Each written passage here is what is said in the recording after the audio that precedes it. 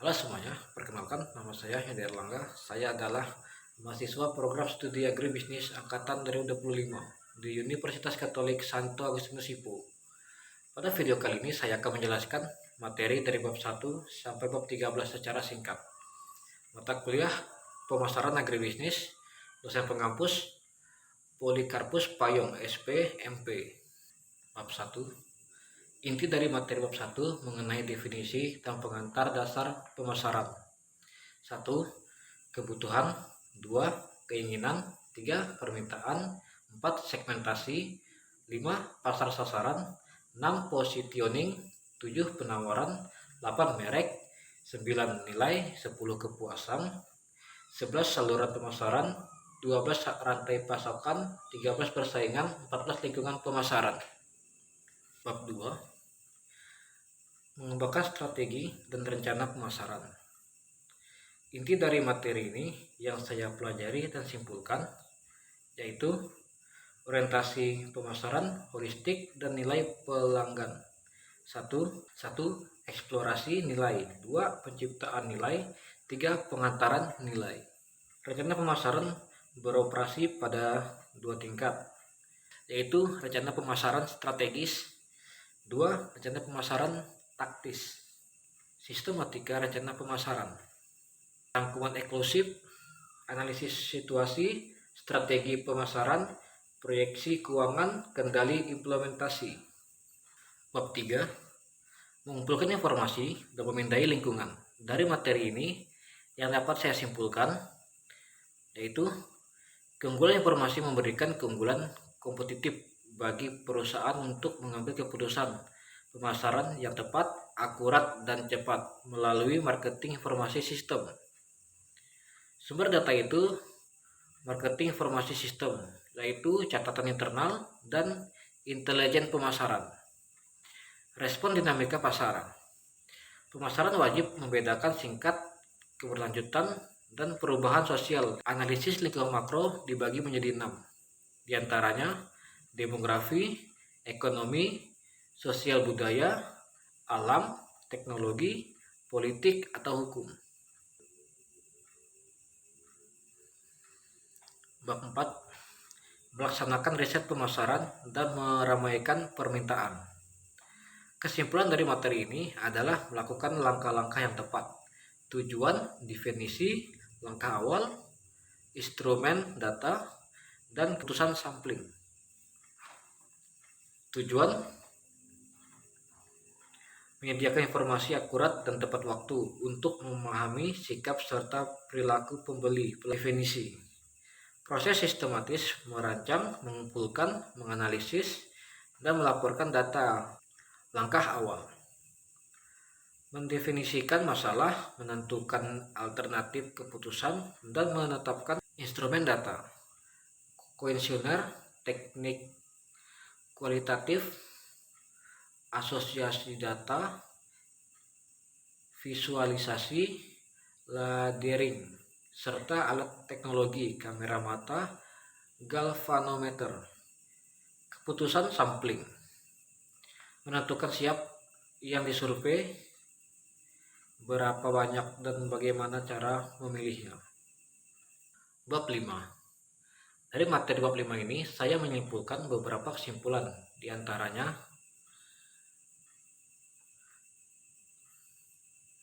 tujuan inti bisnis, kunci loyalitas, peran CRM dan data, syarat keberhasilan. Bab 6. Menganalisis pasar konsumen. Inti dari kesimpulan materi ini sebagai berikut. Tujuan utama, memahami serta menyeluruh pelanggan 360 derajat untuk memuaskan kebutuhan dan keinginan mereka. 3 faktor pengaruh utama. 1. Budaya. 2. Sosial. 3. Pribadi. 1. Memotivasi. Dorongan kebutuhan untuk bertindak. 2. Persepsi. Cara memandang dunia melalui penyaringan informasi. 3. Pembelajaran. Perubahan perilaku berdasarkan pengalaman dan penguatan. 4. Memori. Menyimpan informasi jangka pendek atau jangka panjang yang membentuk asosiasi merek. Bab 7. Menganalisis pasar bisnis. Inti dari materi ini adalah 1. Pengertian utama, pembelian organisasional, Proses organisasi menentukan kebutuhan produk atau jasa, lalu memilih merek dan pemasok. 2. Pasar bisnis. Pembelian barang atau jasa oleh organisasi untuk diproduksi kembali atau dijual, disewakan kepada pihak lain. Kedua, karakteristik pasar. Pasar, pembelian sedikit tetapi bernilai besar. Permintaan, penurunan tergantung pasar konsumen. Dan melibatkan hubungan erat jangka panjang. Pusat pembelian. Initiator, user, influencer, decider, approver, buyer, gatekeeper.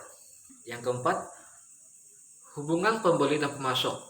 Kunci utama kepercayaan dan koordinasi vertikal. Yang kelima, pasar institusi dan pemerintah. Institusi, sekolah, rumah sakit, dan penjara. Pemerintah, banyak birokrasi, butuh menawarkan terbuka, proses lambat, dan mengutamakan vendor lokal.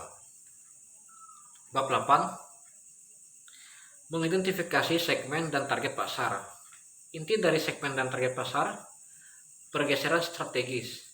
Pemasaran telah beralih dari pemasaran massal ke pemasaran sasaran, karena kebutuhan konsumen semakin beragam. Tugas pemasar bukan menciptakan segmen, melainkan mengidentifikasi kelompok konsumen yang ada dan memilih mana yang paling menguntungkan untuk dilayani. Tingkat pasar. Segmen, kelompok konsumen dengan kebutuhan serupa. Ceruk, sub. 2. Ceruk, subsegmen, spesifikasi yang rela membayar mahal demi manfaat khusus. 3. Lokal atau 4. Individual, pelanggan merancang produknya sendiri. Ada 4 dasar segmentasi: geografi, demografi, psikografi, dan perilaku. Bab 9. Menciptakan ekuitas merek. Inti dari materi ini adalah 1. Definisi merek. 2. Manfaat utama. 3. Ekuitas merek. 4. Elemen merek. 5. Strategi pengolahan. 6. Portofolio merek. 7. Perbedaan kunci. 10. Membentuk positioning merek. Kesimpulan dari materi ini adalah semua strategi pemasaran dibuat berdasarkan segmentasi, targeting, dan positioning. Positioning adalah tindakan merancang penawaran dan citra perusahaan agar dapat tepat khusus dalam pikiran pasar pemasaran. Tujuan, menetapkan merek dalam pikiran konsumen untuk memaksimalkan manfaat potensial bagi perusahaan. Hasilnya, proposisi nilai yang berfokus pada pelanggan. POD adalah atribut atau manfaat yang sangat kuat diasosiasikan konsumen pada suatu merek. Dinilai positif dan diyakini tidak dapat ditemukan kesamaannya pada merek pesaing. POD harus demonstrasikan keunggulan yang tepat dan jelas. Asosiasi bisa berupa semua jenis atribut, manfaat, atau emosi. Misal, Apple memiliki keunggulan di desain, Nike di kinerja, dan Lexus di kualitas. POP adalah asosiasi yang tidak mesti unik untuk merek, tetapi dapat dimiliki bersama merek lain. Bab 11. Menghadapi persaingan. Persaingan adalah perusahaan yang dapat memenuhi kebutuhan pelanggan yang sama. Persaing dapat dilihat dari sudut pandang industri dan pasar. Persaingan pasar, pesaing aktual, dan pesaing potensial. Perusahaan perlu menentukan strategi, tujuan, dan kekuatan serta kelemahan. Perusahaan tidak boleh menghabiskan seluruh waktu berfokus pada pesaing, melainkan berfokus pada pelanggan. Memilih pesaing. Kuat melawan lemah, dekat melawan jauh, baik melawan buruk. Strategi penantang pasar, mendefinisikan tujuan strategis dan lawan, memilih strategi serangan umum, memilih strategi serangan spesifik. Bab 12, menentukan strategi produk. Pentingnya produk ini, merek yang hebat adalah produk yang hebat. Produk adalah elemen kunci dalam penawaran pasar. Pemasaran mengklarifikasi produk berdasarkan ketahanan, keberwujudan, kegunaan, konsumen atau industri. Pemasaran menggolongkan 3 kelompok menurut ketahanan dan keberwujudannya. 1. Barang-barang tahan lama. 2. Barang-barang tidak tahan lama. Yang ketiga, jasa. Pengemasan, pelabelan, jaminan, dan garansi. Bab 13 dan bab di akhir ini saya menjelaskan tentang merancang dan mengelola jasa. Ketika perusahaan produk semakin sulit didiferensikan, produk fisik mereka beralih ke diferensiasi jasa. Perusahaan menemukan banyak keuntungan dan maupun mempertahankan pelanggan dengan mengirim tepat waktu, menjawab pertanyaan yang lebih tepat dan baik, solusi keluhan pelanggan yang lebih cepat, pelayanan yang ramah dan cepat.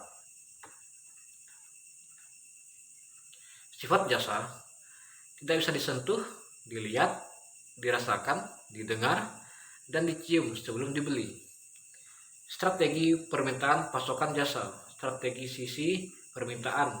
Gunakan harga yang tepat, tumbuhkan permintaan non-peak, install sistem reservasi, dan strategi sisi pasokan. 3. Tingkatkan partisipasi pelanggan. 4. Rencanakan fasilitas untuk ekspansi masa depan. Yang terakhir, yang kelima, bagi layanan. Baik, itu adalah penjelasan dari saya mengenai mata kuliah pemasaran agribisnis, dosen penghapus Polikarpus Payong, SPMP. Hanya itu dari saya ucapkan terima kasih.